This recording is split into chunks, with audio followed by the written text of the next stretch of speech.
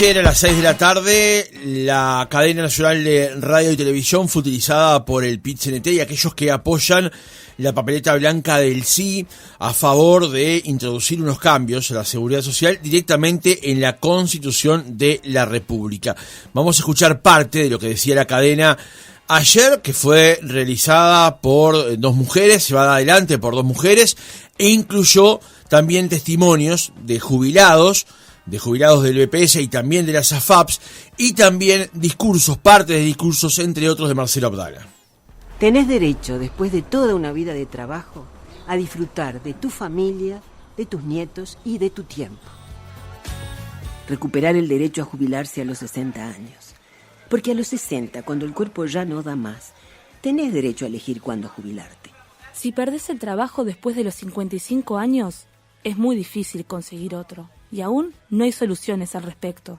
Solo el 18% de las personas logra reinsertarse en el mercado laboral a esa edad.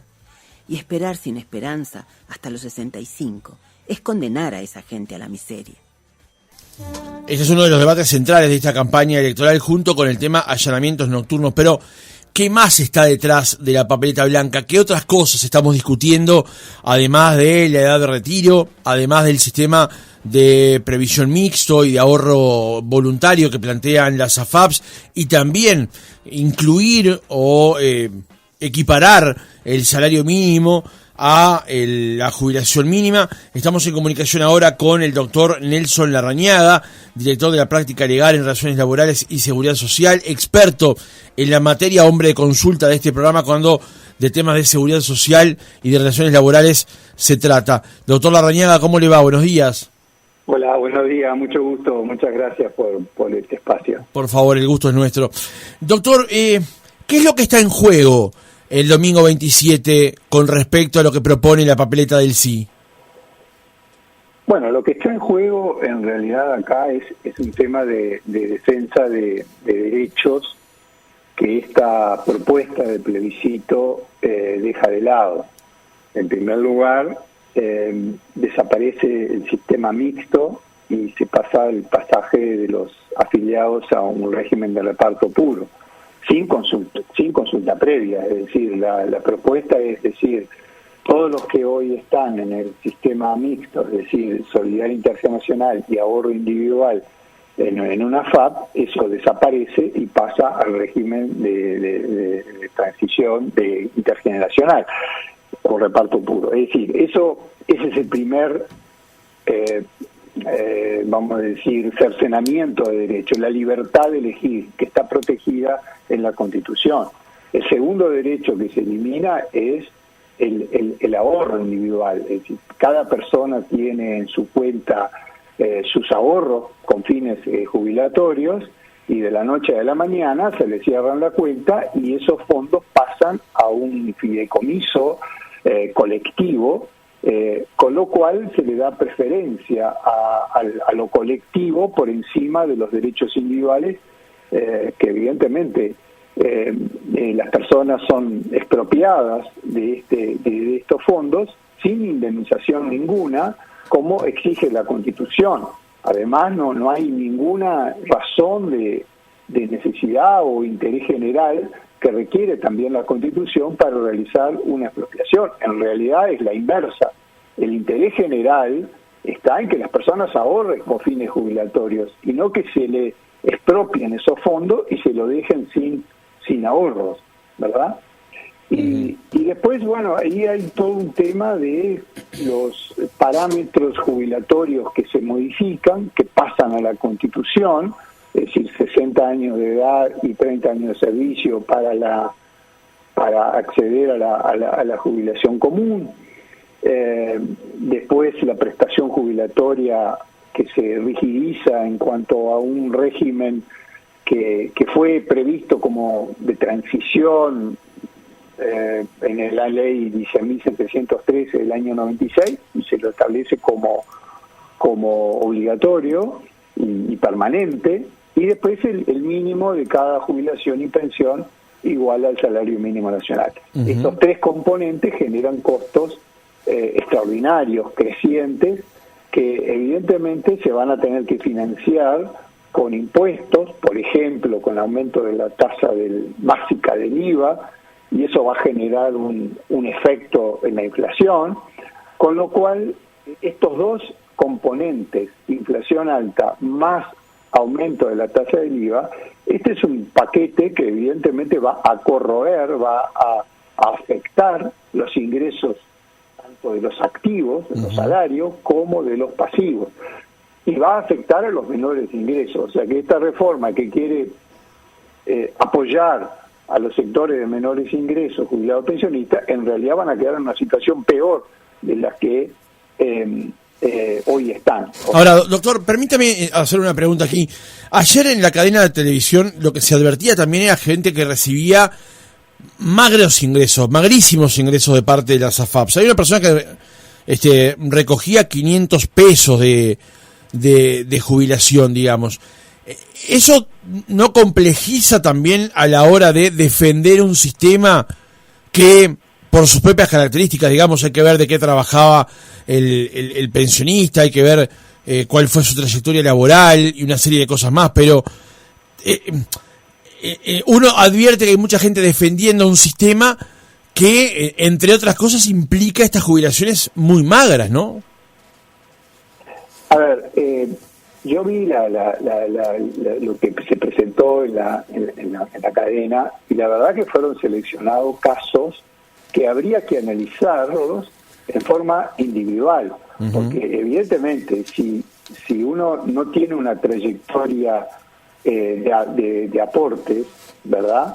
Evidentemente la contrapartida va a ser que va a tener una menor jubilación. Todo el sistema está pensado para que la persona ahorre para su jubilación. Es decir, si la persona no trabaja o tiene una alternancia en la actividad laboral, evidentemente que eso va a afectar su jubilación complementaria. Pero eso hay que analizar caso a caso, porque de repente son personas que aportaron 1 o 2 años a la FAP, y es lógico que nunca van a tener una prestación complementaria significativa. Bueno, mire, doctor, el oyente del 273 nos manda un mensaje que dice: buen día, es lamentable el PIT-CNT, si buscás los que ganan menos, sí, vas a encontrar gente que le pagan poquito, pero mirá el bosque, yo cobro casi 10.000 líquidos por AFAP, y me preocupé de averiguar, y los promedios son altos, no como dicen ellos. Nunca me dijeron que iba a tener una doble jubilación, aclara Carlos de la Aguada. Sí, por eso hay que estudiar caso a caso. Si uno selecciona casos, pero sin que nos demuestren cuál fue la historia detrás de cada caso, evidentemente que la realidad se la está presentando totalmente trastornada, desfigurada. Por eso es que evidentemente que seleccionaron casos para favorecer o criticar este régimen mixto. Pero si uno mira las encuestas que sobre el plebiscito que salieron inicialmente, en los ítems desagregados, el tercer ítem es: ¿usted quiere mantener el régimen mixto de seguridad social? Y la gran mayoría lo quiso mantener en las encuestas. Pero tal es así que en el año 1999 el PIT-CNT quiso promover un plebiscito contra el régimen de ahorro individual, y fracasó, no llegó a la firma, porque la gente no quería firmar para derribar el sistema de ahorro individual. Es decir, porque la gente lo ve como un agregado de valor el que pueda financiar su propia jubilación.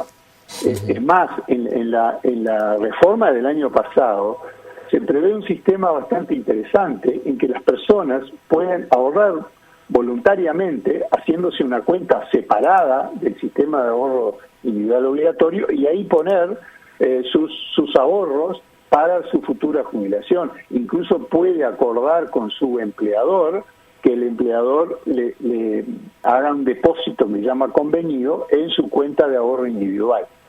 Incluso más, la ley de reforma del año pasado prevé, que todavía no se implementó, es que la persona pueda adherir a que los 2 puntos de IVA que le devuelven de sus consumos vayan a su cuenta de ahorro individual voluntaria y complementaria. Es decir, todas esas reformas interesantes, yo creo que aumentan el volumen del ahorro para la jubilación, quedan sin efecto con toda esta propuesta. Es decir, se baja el sistema de ahorro individual sin consultar a las personas. Se le quitan los ahorros sin consultar. Esto es muy grave porque la Constitución protege estos derechos y de plano se los quitan a las personas. Por eso esto es muy grave. Hay que defender estos derechos. Yo escribí 2 columnas en el diario País justamente resaltando estos aspectos. O sea, tenemos que defender la Constitución y los derechos que establece la Constitución, ¿no? La libertad, la propiedad, el derecho a la iniciativa económica, es decir, cómo una Constitución va a cerrar empresas, en este caso la FAP, cómo la Constitución va a dejar sin trabajo a casi 500 personas empleadas en la FAP, cómo la Constitución se va a incorporar, eliminar el régimen de ahorro individual sin consultar a la persona. Es decir, eso es muy grave. Por eso es que en esta instancia que usted me preguntaba, se define eso, defender la Constitución, los derechos que están establecidos en la Constitución. Doctor, una pregunta. Ayer en la cadena también se planteó que había augurios de que con la reforma que se votó en noviembre del 89, aquella que planteaba asegurar también en la Constitución incrementos en las jubilaciones, iba a ser una catástrofe. Hoy hay análisis de políticos y de técnicos en la materia que plantean que si bien hay un ingreso de dinero en una primera oportunidad de parte de las AFAPs a lo que llamaríamos rentas generales, el BPS o a ese fideicomiso que se va a crear, luego habría gastos que habría que afrontar y no está claro cómo se van a financiar. En su opinión, de experto en la materia, ¿es ineludible un aumento de impuestos, por ejemplo, para poder financiar lo que la reforma traería consigo? A ver, yo me paro en este plebiscito de 1969, que fue solo un aspecto, que fue el de ajustar las pasividades por el índice medio de salario. Eso fue aprobado e incorporado a la Constitución. ¿Qué trajo eso para financiar eso? Solamente ese punto. Se aumentaron los impuestos que grababan los ingresos, el famoso IRP, impuesto a las retribuciones personales, que aumentó en forma significativa. Se tuvo que aumentar la tasa del IVA del 21 al 22% y afectar 5 puntos de la recaudación del IVA, o sea, esos 22%, 5 puntos para financiar al EPS. O sea, todos estos cambios no son neutros, o sea, tienen costos. Y ya en el año 1989 se aprobó una ley en 1990 que hubo un ajuste fiscal para financiar esto, pero solo para financiar esto. Ahora, imaginemos que ahora los cambios son mucho mayores, ¿no? Y entonces eso va a generar costos crecientes, importantes, y todos los analistas económicos dicen que para financiar estos costos va a ser necesario aumentar impuestos. Básicamente el impuesto que más recauda rápidamente es el IVA. Entonces, si hoy estamos con una tasa básica de un 22%, ¿no? Y se dice que en forma creciente se va a tener que aumentar 13 puntos más del IVA, es decir, la gente no va a poder soportar esos aumentos, ¿no? Pero además esos aumentos de impuestos se replican en la inflación, o sea, la inflación va a aumentar. O sea que por 2 vías la gente va a tener menos ingresos, porque va a tener que pagar más IVA y porque la inflación le va a corroer, a absorber cualquier aumento que pueda tener.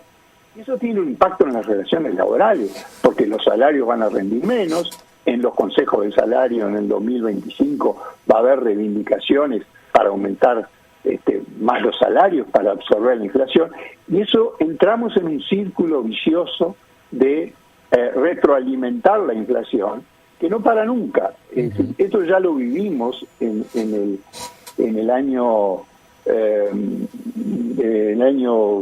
de la década del 90, también que hubo esa retroalimentación, en la década del 80, cuando se reinstalaron los consejos salarios del 85 al 91, hubieron aumentos hasta de 25% y una inflación mayor al 100%, porque eso evidentemente que la gente quiere ganar para recuperar el poder de compra y eso retroalimenta la inflación.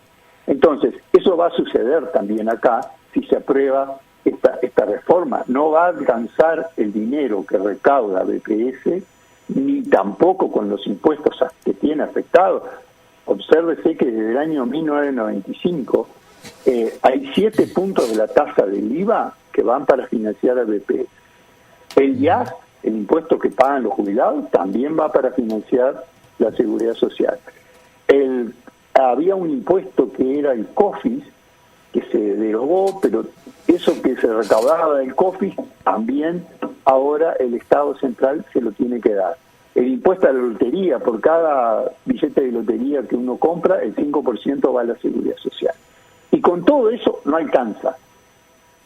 Y entonces, como no alcanza para cubrir todas las prestaciones, el Ministerio de Economía, por Constitución Nacional, tiene que cubrir ese déficit.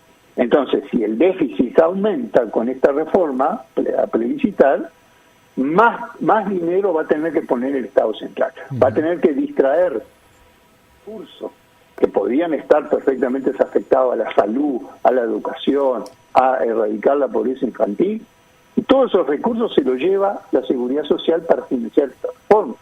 Entonces, ahí hay un tema, una decisión de la sociedad, qué es lo que quiere, que todos esos recursos vayan a la Seguridad Social o que se distribuyan mejor en otros gastos que son prioritarios, ¿no? La salud, la educación, la infancia. Bien. En fin, esa es otra decisión que tiene que tomar la sociedad uruguaya, ¿no?